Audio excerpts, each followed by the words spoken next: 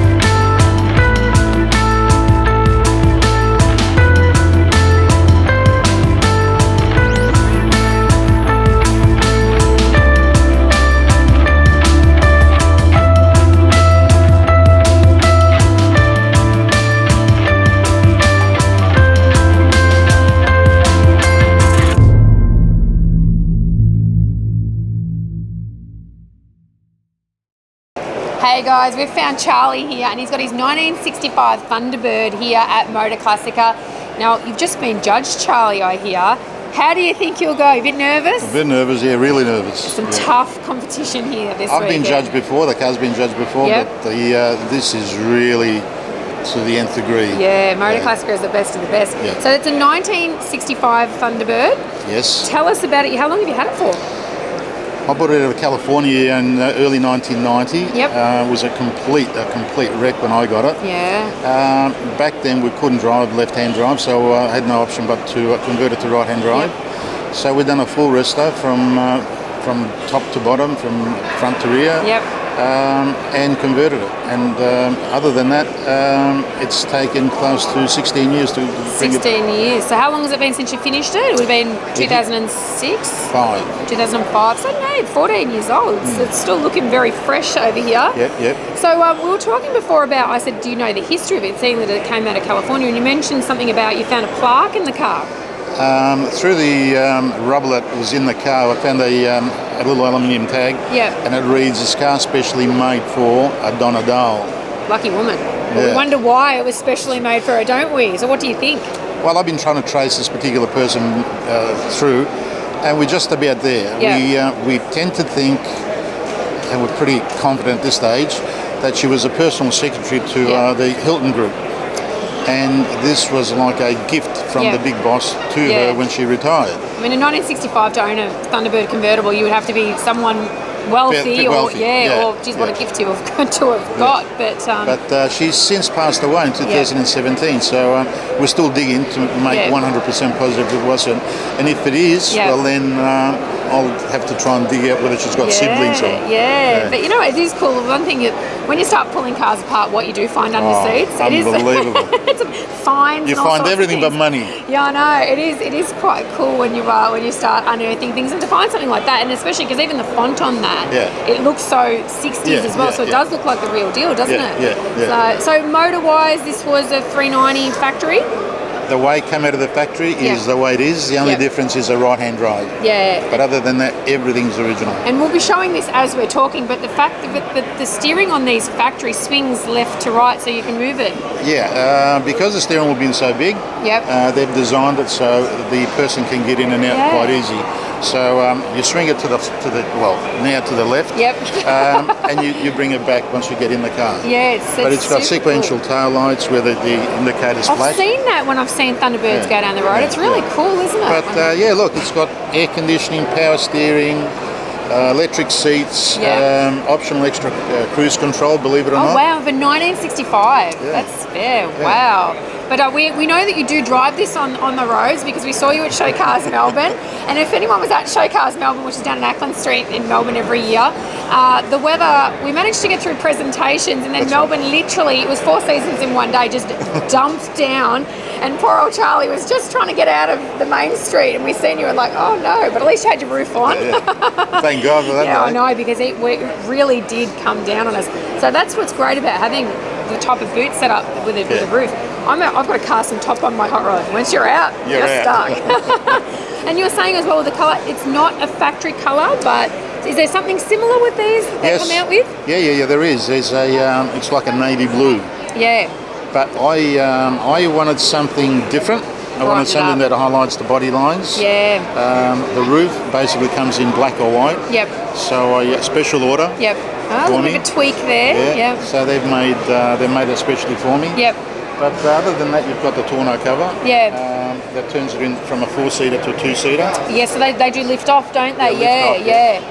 But other than that, it's the way it came out of the factory, all original. No, well, you wouldn't know. The colour scheme actually really suits the car, and great colour choice there, and white walls as well. I see on there. And it's the little things like that, I think, just lift the whole car as well. Well, good luck. I think you're going to do well today. Well, I'm hoping. Fingers crossed. You'll be the first one today. Come and let us know. But no, we were talking just before as well, because I'm actually here working at this event for the Rosebud Foreshore Rock Fest, and they're having a big super cruise down there. So you think the Thunderbird Club's going to head down there? I'm telling you, they will be down there. Yeah, so this episode should come out before that actually happens. So keep an eye. You might see Charlie and the other Thunderbirds down there, and hopefully we get a perfect night, because that would be great. Cruising. Yeah, cruising with the top down in Rosebud.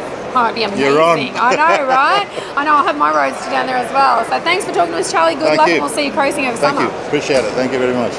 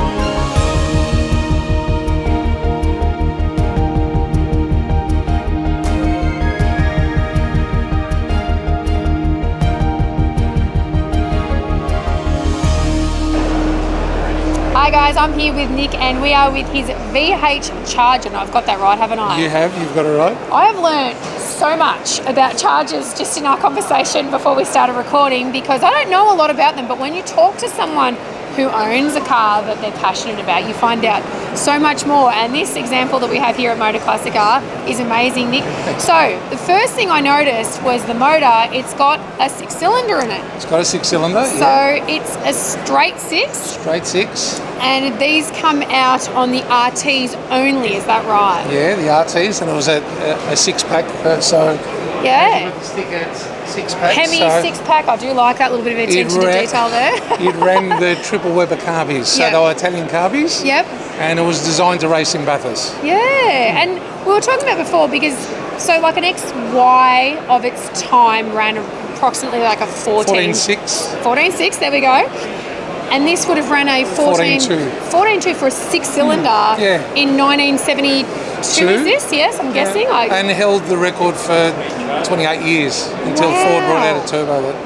So quarter mile was the fastest 6-cylinder production. Yeah, so very impressive car. And I've noticed with this as well, it's obviously got on the stripe, it's got the 4. Yes. 4 is for 4-speed. Correct. So would that be quite rare in the RTs? Yeah, well, they went to 4-speed in the later models. Yep. So they were all 3-speed prior to that. Yep. So, it is a bit cooler being 4-speed, isn't it? I mean, really.